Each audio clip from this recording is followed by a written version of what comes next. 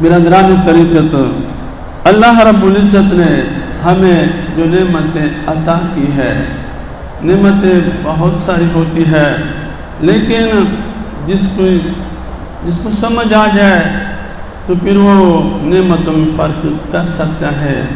ہمارے پیر و مرشد اللہ رب العزت نے ان کو نوازا ہے، جو ان کے ساتھ لگ جاتا ہے اللہ رب العزت کی محبت کی سفر پھر شروع ہو جاتا ہے۔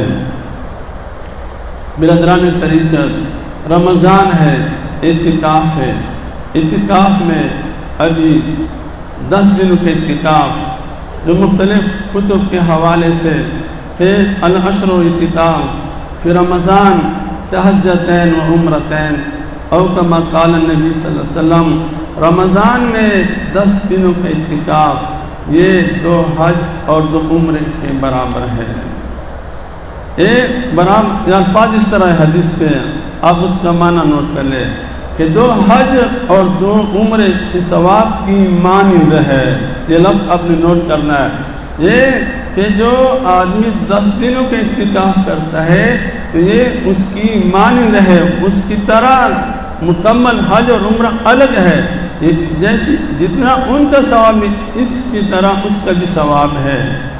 سادہ سا مثال کہتے ہیں زید کل اسد، زید شیر کی طرح ہے، تو شیر تو نہیں ہو سکتا، وہ تو انسان ہے، شیر میں اپنی کمال، تو حج اور عمرے کا اپنا کمال ہے، اپنے اجر و ثواب، لیکن جو 10 دنوں کا اعتکاف کریں گے اس کو بھی اس میں ثواب ملے گا۔ رمضان ہو، اعتکاف ہو اور پیر و مرشد کی خانقاہ پہ ہو۔ حدیث میں آتا ہے جب آدمی روزہ رکھ لیتا ہے صبح سے لے کر مغرب تک، اس بندے کے لیے 70,000 فرشتے 70,000 فرشتے اللہ رب العزت سے اس بندے کے لیے مغفرت مانگتے ہیں۔ جب آدمی روزہ رکھتا ہے تو جب وہ خواب نیند میں چلا جاتا ہے، جب وہ نیند کرتا ہے خواب میں، اور جب وہ سو جاتا ہے، اس کا سونا بھی عبادت ہے، اس کا سانس لینا تسبیحات کے برابر ہے۔ جب آدمی رمضان کا روزہ رکھ لیتا ہے، اس بندے کے لیے سمندر کی مچھلیاں وہ بھی مغفرت تلاش کرتے ہیں۔ عرفات کے دن اتنا بڑا مجمع ہوتا ہے، اتنا بڑا مجمع، اللہ رب العزت آخری آسمان پہ آتے ہیں، پھر فرماتے ہیں حل من سائل ہوتی ہے، کوئی ہے مانگنے والا کہ میں اس کو دے دوں۔ اب عرفات میں سال میں 1 دن ہوتا ہے، لیکن رمضان المبارک میں ہر رات اللہ رب العزت آسمانی دنیا پہ آتے ہیں۔ جن حضرات نے عمرہ کیا ہو اور رمضان المبارک میں دسترخوان دیکھا ہو، آج سوچتا ہے اللہ تو بڑا ہے اور کتنا غنی ہے۔ دنیا کا دستور ہے بادشاہوں کے دسترخوان بڑے ہوتے ہیں۔ بعض حضرات دبئی سے آئے ہیں، ان کو پتہ ہے ہر شیخ کے گھر کے سامنے ایک خیمہ ہوتا ہے، جتنا شیخ بڑا ہوتا ہے اس کا دسترخوان اتنا بڑا ہوتا ہے۔ شیخ زید ایک مسجد ہے وہاں ابوظبی میں، اس میں تو اتنا بڑا دسترخوان ہوتا ہے، ٹرکوں کے ٹرک مال آتا ہے اور ہزاروں لوگ وہاں افطار کرتے ہیں مفت۔ میں سوچ رہا تھا اللہ تو سب سے بڑا ہے، آپ کا دسترخوان بھی سب سے بڑا ہوگا۔ مکہ المکرمہ میں آپ جائیں تو 20 لاکھ لوگ افطار کرتے ہیں۔ میں نے لوگوں سے کہا اللہ بڑا ہے، اس کا دسترخوان بھی بہت بڑا ہے۔ مدینہ المنورہ میں جائے تو اس کا محبوب بھی ماشاءاللہ پوری دنیا، پوری انسانیت، تمام مخلوقات کا سردار، سید ولد آدم، سید الناس، سید الاولین والآخرین، تو اس کا دسترخوان بھی ماشاءاللہ 10، 12، 15 لاکھ لوگ بھی ان کے مسجد میں افطار کرتے ہیں۔ سوچتا ہوں کہ ہمارے پیر و مرشد حضرت دامت برکاتہم العالیہ یہ بھی اللہ والا ہے، اس کا دسترخوان بھی بہت وسیع ہے۔ اس سے اندازہ ہوتا ہے کہ پاکستان تو غریب ملک ہے، لیکن ہمارے پورے پیر و مرشد اس بڑوں سے اللہ سے واسطہ ہے، اللہ سے اس کا تعلق ہے، اس کا دسترخوان بھی بہت وسیع ہے کہ نہیں حضرت؟ اللہ رب العزت ہمیں سمجھ کی توفیق عطا فرمائے۔ آسان سی بات ہے، بس سمجھنے کی دیر ہے۔ تو جس کا اللہ سے واسطہ بنتا ہے، اچھا رمضان کی فضائل تھوڑے سنو۔ رمضان مبارک میں جب آدمی تراویح میں ایک سجدہ ادا کرتا ہے، ایک سجدہ ادا کرنے پر اللہ رب العزت اس کو 1500 نیکیاں عطا فرما دیتے ہیں۔ اب ہر روز تراویح 20 رکعت میں 40 سجدے ہوتے ہیں، تو گویا 60,000 نیکی ہر روز ملتی ہے۔ ایک روایت میں یہ بھی ہے کہ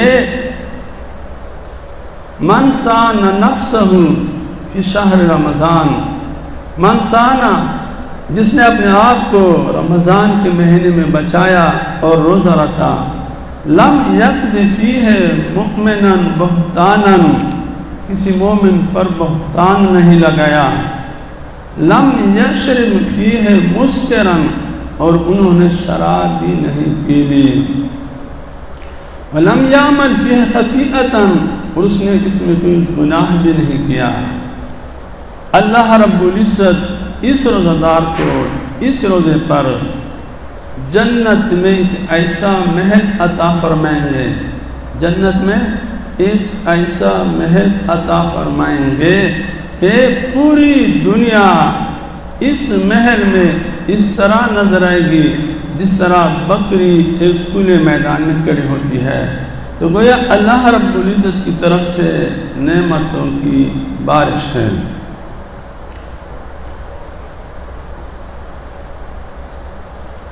ہر روز مغرب کے وقت دعا قبول ہوتی ہے۔ ہمارے حضرت دامت برکات مولا علیہ فرمایا کرتے ہیں کہ اگر کوئی ولی آپ سے کہہ دے، کوئی ولی آپ سے کہہ دے کہ بھائی سنو فلاں وقت دعا قبول ہوتی ہے، آپ کتنے اہتمام کریں گے، سارے کام چھوڑیں گے، بھاگیں گے، دوڑیں گے، یار بھائی خون بند کریں گے، بھائی رات سے مجھ سے نہیں کرنا، فلاں حضرت نے فرمایا ابھی دعا قبول ہوتی ہے، ابھی قبولیت کا وقت ہے۔ جب ایک ولی آپ کو کہہ دے کہ دعا کی قبولیت کا وقت ہے، تو امام الانبیاء سید الاولیاء سید الرسل جب وہ فرماتے ہیں کہ مغرب سے پہلے دعا قبول ہوتی ہے، مغرب سے پہلے دعا قبول ہوتی ہے، تو ہمیں چاہیے کہ ہم دسترخوان بنائے۔ حضرت عبداللہ ابن عمر رضی اللہ تعالیٰ عنہما مغرب سے پہلے اپنے گھر والوں کو جمع کرتے اور پھر وہ دعا کرتے تھے۔ تو مغرب سے پہلے دعا، محبوب دو جہان کھجور سے افطار کرتے تھے، کھجور سے افطار کرنا سنت ہے۔ اور سحری کے وقت میں بھی حدیث میں آتا ہے کہ برکت والا سحری وہ ہوتا ہے جس میں کھجور ہو۔ اگر ہم پورا کھجور نہیں کھا سکتے، کم از کم کھجور کا ایک دانہ دسترخوان پہ رکھے تاکہ سحری کے وقت اس سنت پر بھی عمل ہو سکے۔ رمضان مبارک میں نے کل عرض کیا تھا صلاۃ تسبیح کے متعلق، مجھے کئی ساتھیوں نے کہا کہ مولانا صاحب تھوڑا اس کی تشریح کریں، تو چاہیے تھا کہ مغرب کے وقت، لیکن ابھی کسی نے کہا کہ حضرت تھوڑی وضاحت کرے، کیونکہ اکثریت نے پڑھنی شروع کی ہے۔ تو صلاۃ تسبیح ہمارا مزاج یہ ہے کہ ادھر عمل والے لوگ پیدا ہو جائے، یہاں سے عمل لے کر وہاں اپنے علاقے میں عمل آپ شروع کریں، کیونکہ عمل کے بغیر کام نہیں بنتا ہے۔ صلاۃ تسبیح 4 رکعات کی نیت کرنی پڑتی ہے۔ صلاۃ تسبیح ذخیرۃ الجنان میں حضرت مولانا سرفراز خان صفدر جلد نمبر 2 میں ارشاد فرمایا ہے کہ صلاۃ تسبیح پڑھنے سے 40 کبیرہ گناہ معاف ہوتے ہیں۔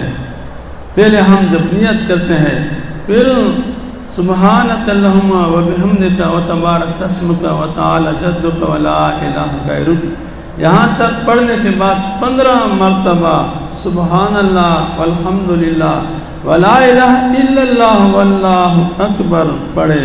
اس کے بعد پھر اعوذ باللہ بسم اللہ، پھر سورت، پھر رکوع میں جانے سے پہلے 10 مرتبہ، پھر رکوع میں 10 مرتبہ، رکوع کے بعد 10 مرتبہ، پہلے سجدے میں 10 مرتبہ، 2 سجدوں کے درمیان 10 مرتبہ اور دوسرے سجدے میں 10 مرتبہ، تو یہ کل بنتے ہیں 75 مرتبہ ایک رکعت میں پڑھنا ہے۔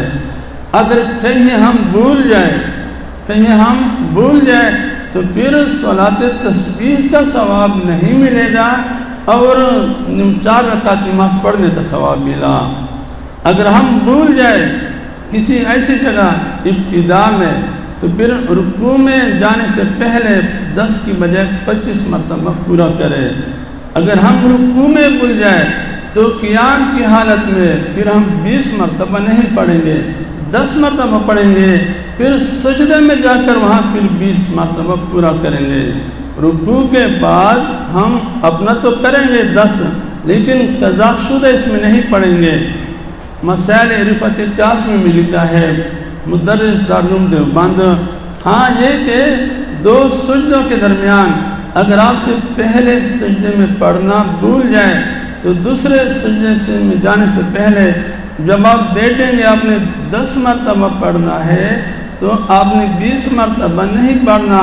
جو پہلے سجدے میں آپ بھول گئے وہ دوسرے سجدے میں آپ 20 مرتبہ پڑھیں۔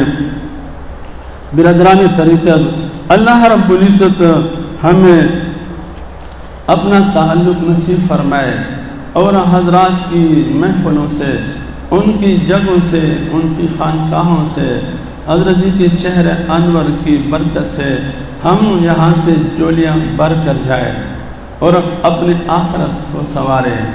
زندگی محدود ہے، ہمیں ایسا ماحول ملا ہے جو آپ دیکھتے ہیں، سارے الحمدللہ اہل علم حضرات، تکبیر اولیٰ والے، تہجد والے، ہمارا جو شیخ ہے ان کے چہرے اس حضرت بیمار بھی رہتے ہیں لیکن پھر بھی ہمیں ٹائم دیتے ہیں، تو یہ غنیمت ہے، اس سے ہم فائدہ لے لیں۔ اگر ہم نے آج تک محنت نہیں کی ہے تو آج کے بعد ہم اپنی زندگی بدلنے کی کوشش کریں۔